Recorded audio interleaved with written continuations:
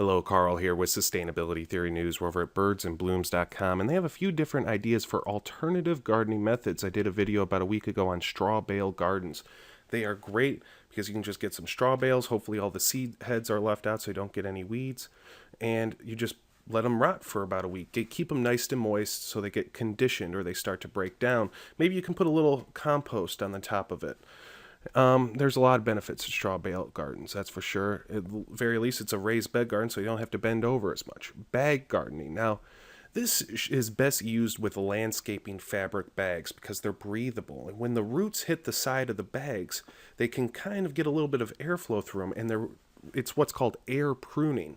So the roots kind of stop growing there and then start branching out, and you get a nice, healthier root base. Plastic bags won't do that. Neither will 5-gallon buckets or hard containers.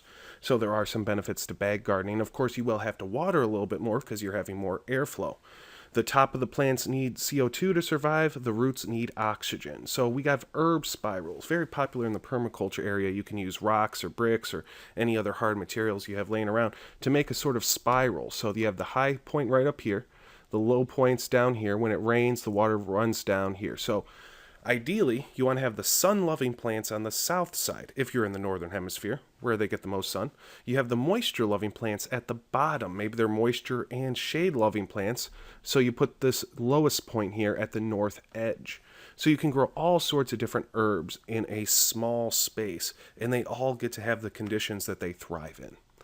Then they talk about cinder block wall garden.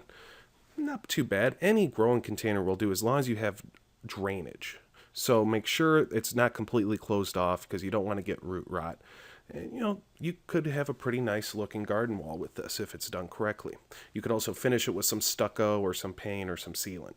One last thing I'd like to add that's not in this article is sub-irrigated growing containers, also known as self-watering growing containers. You can make them out of a 2-liter bottle, and it makes it a lot easier to water your crops and give them just enough water to thrive.